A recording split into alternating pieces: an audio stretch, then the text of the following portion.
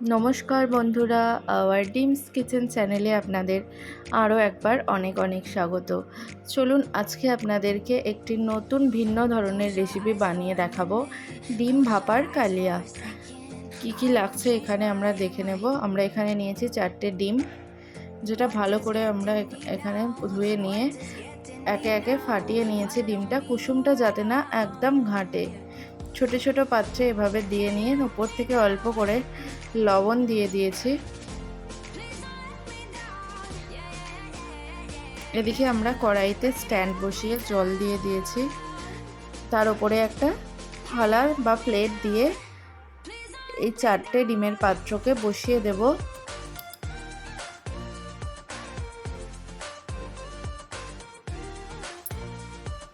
দিয়ে উপর থেকে ঢাকনা দিয়ে 15 মিনিট মতো হতে দিলেই রেডি হয়ে যাবে আমাদের এই ডিমটা। দেখুন নামিয়ে নিয়েছি, কত সুন্দর হয়েছে ডিমটা। এদিকে আমরা কড়াইতে সর্ষের তেল দিয়ে গোটা গরম মশলা ও শুকনো তেজপাতা দিয়ে দিলাম পেঁয়াজ কুচি, টমেটো কুচি।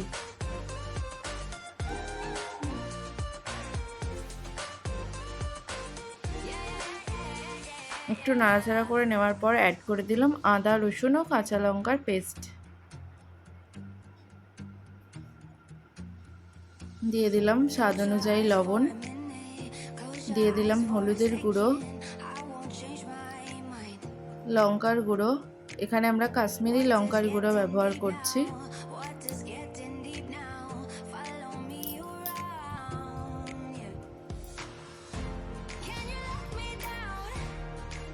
অল্প জল দিয়ে আরও কষিয়ে নেব একটু। দেখুন মশলা থেকে তেল ছেড়ে আসছে। আরও অল্প জল দিয়ে আমরা মশলাটা ভালো করে কষিয়ে নেব। এইভাবে আমরা ছুরির সাহায্যে একটা একটা করে ডিম এভাবে তুলে নেব। দেখুন একদম উঠে চলে আসছে। বাটিটায় ডিমটা দেওয়ার সময় একটু তেল লাগিয়ে নেবেন, তাহলে আরও বেশি ইজি হবে ডিমগুলো তুলতে। দেখুন প্রত্যেকটা ডিম এভাবে আমরা তুলে নিচ্ছি। গ্রেভিটা রেডি হয়ে গেছে। আমরা উপর থেকে গুঁড়ো গরম মশলা ও ঘি অ্যাড করে দিলাম। গ্যাসের ফ্লেমটা একদম লো করে রেখেছি আমরা। একে একে ডিমগুলো এবার আমরা দিয়ে দেব আস্তে আস্তে।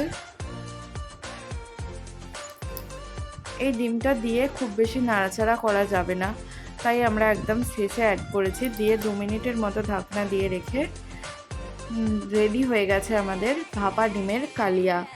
রুটি, পরোটা, ভাত যে কোনো কিছুর সাথেই জাস্ট অসাধারণ এই রেসিপিটি। ভিডিওটি ভালো লাগলে ভিডিওটিতে একটি লাইক দিয়ে চ্যানেলটি সাবস্ক্রাইব করে নিন আরও নতুন নতুন রান্নার ভিডিও দেখার জন্য।